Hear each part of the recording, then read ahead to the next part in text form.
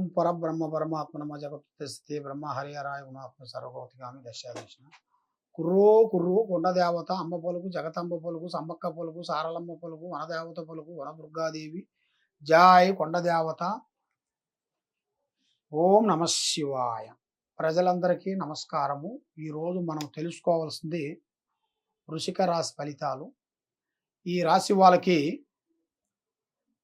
అదృష్ట గడియలు విశాఖ నక్షత్రము, అనురాధ నక్షత్రము, జ్యేష్ఠ నక్షత్రము, ఈ 3 నక్షత్రములు కలిస్తేనే ఈ రాశి వృషిక రాశి ఫలితాలు. అదృష్టము ఆదాయం 8, ఖర్చు 14, రాజపూజిత 4, అవమానాలు 5. అదృష్టము జీవితము లలాటకము యోగము నక్షత్రము స్థానబలము గంధబలము. ఓం యోగం. అదృష్ట జాతక ఫలితములో చూసుకుంటే ఈ రాశి వాళ్ళకి ఆదాయం కన్నా ఖర్చు ఎక్కువగా కనపడుతుంది. కానీ ఎంత కష్టపడతారో ఆ కష్టానికి తగ్గ ప్రతిఫలాన్ని పొందలేకపోతున్నారు. మరి ఎందువల్ల పొందలేకపోతున్నారు? దానికి కారణం ఏమిటి? మరి ఎంతో కష్టపడుతున్నారు. వ్యవసాయంలో కానీ ఉద్యోగంలో కానీ వ్యాపారంలో కానీ రాత్రి అనక పగులనక ఎంతో కష్టపడి పిల్లల్ని ఎక్కడెక్కడో ఉంచేసి వీళ్ళు ఎంతో బాధపడినా కూడా లాస్ట్గా ఆ టయానికి రాగానే ఈ సమస్యలు ఎందువల్ల అవుతున్నాయని చాలామందికి చాలా విధానాలుగా డౌట్ ఉన్నాయి. కాబట్టి ఈ రాశి వాళ్ళకి మెయిన్గా ఆలోచన ఐడియాలు విధానాలు తెలివితేటలు ఎన్నో ఉంటాయి. కానీ జాగ్రత్తలు పాటించాలి. ముందు జాగ్రత్తలు. ఏ పని చేస్తున్నాము, ఎక్కడికి వెళ్తున్నాము, ఏ పనికి ముందుకు మూవ్ అవుతున్నాము, ఆ పనులు ఆ కార్యక్రమాలని అతి జాగ్రత్తగా అతి విధానంగా ఆలోచిస్తే మంచి భవిష్యత్తు అనేది ఈ జాతకంలో ఉండవలసిన వాళ్ళకి రాబోతుంది. ఆదాయం అనేది ఎంత కష్టపడ్డా కూడా ప్రతిఫలం లేకోకుండా పోయిన దానివల్ల ఇలా మనసులో మానసికంగా కుమిలిపోతుంటారు. అరే ఇంత కష్టపడ్డా కూడా మాకు ఏమి దక్కలేదు ఏమిటా అని చాలామందికి బాధపడుతుంటారు. కాబట్టి చాలామంది సంపాదించినవి అన్నీ కూడా కొన్ని వాళ్ళ ఆలోచనలు బట్టి వాళ్ళకు ఉండాల్సిన కొన్ని మైండ్లో ఉండాల్సిన వాళ్ళకు ఉండాల్సిన చెడు అలవాట్ల వల్ల కుటుంబాన్ని కొంత వ్యర్థం చేసుకుంటారు. ఎందుకంటే ఉండయన్ని కొన్ని అమ్ముకోవటం, కొన్ని బాధలు పడటం, కొన్ని చికాకులు పడటం అలాంటివి కొన్ని జరుగుతుంటాయి. మరి ఎందువల్ల జరుగుతున్నాయి అంటే వాళ్ళ మీద ఉండాల్సిన గ్రహస్థితులే వాళ్ళని అలాగ నడిపిస్తుంటాయి.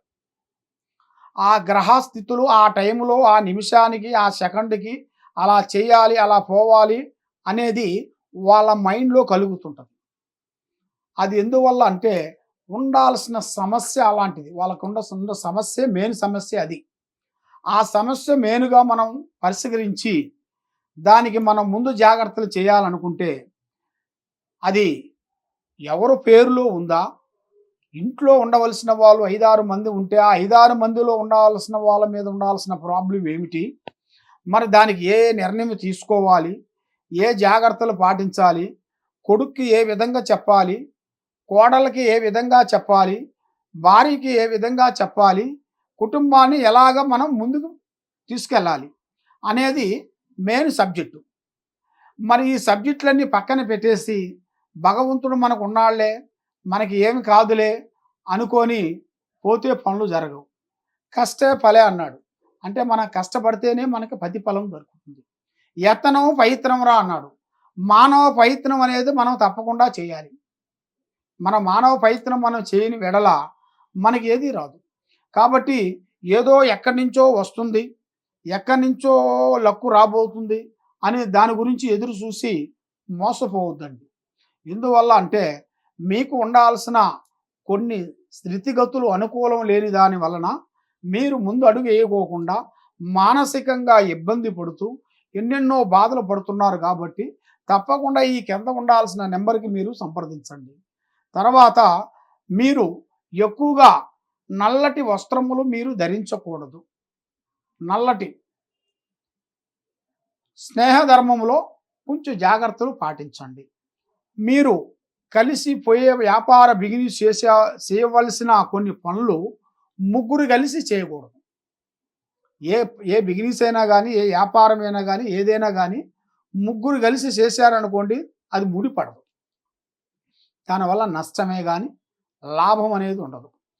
కాబట్టి మరి మీరు ఏం ఆలోచించాలనుకుంటున్నారు, ఏ విధంగా పోవాలనుకుంటున్నారు, ఏది చేస్తే బాగుపడాలనుకుంటున్నారో ఆ విషయాలని పబ్లిసిటీ చేయకూడదు.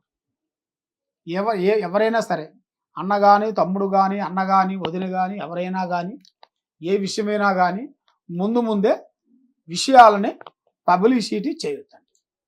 ఆ పబ్లిసిటీ చేసిన దానివల్ల మీకు కొన్ని నష్టాలు ఎదురవుతాయి, లాభాలు ఉండవు. మరి మీరు ఆ లాభం రావాలి అంటే మీ పేరు బలాలలో, స్థితిగతుల్లో, జాతక ఫలితంలో రావు దిశ, కేతువు దిశ ఎంతవరకు వచ్చింది, మీకు బలం ఎంతవరకు వచ్చిందా అనేది చూసి, దాన్ని జాతక ప్రకారంగా చూసి పరిష్కరించేసి దాని ప్రాబ్లాన్ని పెట్టి మీకు చెప్పగలుగుతాము. మీరు తప్పకుండా ఈ కింద ఉండాల్సిన నెంబర్కి మీరు సంప్రదించినట్టుగైతే మీకు ఎలాంటి ప్రాబ్లం ఉన్నా కూడా దానికి సాల్వ్ చేయగలుగుతాము. దానికి ఎలాంటి ప్రాబ్లం ఉన్నా దానికి ఏం చేస్తే మీరు బాగుంటుందా అనేది మేము చెప్పగలుగుతాము. కాబట్టి మీరు చేయాల్సింది ఆ భగవంతుడు పారార్థన, శివయ్య పారార్థన చేయాలి. మీరు ముఖ్యంగా ఆ శివయ్యకి చేయాల్సిన పూజలు, తర్వాత ఆ శివ పారార్థనలు కొన్ని చేసుకుంటూ, తర్వాత మన కుటుంబం మీద, మన మీద హోమాలు కొన్ని చేసుకుంటూ, తర్వాత మన కుటుంబం మీద, మీ పిల్లల మీద ఎలాంటి ప్రాబ్లాలు లేకోకుండా మృత్యుంజయ పారార్థన చేయాలి. ఆ మృత్యుంజయ పూజలు చేస్తే, ఆ శివయ్య దగ్గరికి వెళ్ళి ఆ మృత్యుంజయ పూజ పారార్థన చేస్తే మీ కుటుంబంలో మీ పిల్లలకు కానీ, మీ పెద్దవాళ్ళకు కానీ, చిన్నవాళ్ళకు కానీ, ఎవరైనా కానీ ఎలాంటి ప్రాబ్లం అనేది ఉండదు. మీకు అన్ని ప్రాబ్లాలు పటాపంచలైపోతాయి. మీ మైండ్లు బాగుంటాయి, ఆరోగ్యాలు బాగుంటాయి, చేసే కార్యక్రమాలు అభివృద్ధిగా వచ్చేస్తాయి. మీరు తప్పకుండా అభివృద్ధిగా రావాలనుకుంటే తప్పకుండా మీరు చేయాల్సిన ఆ శివయ్య పారార్థన చేయండి. సర్వోజన సుఖినో భవంతు. ఓం నమః శివాయ.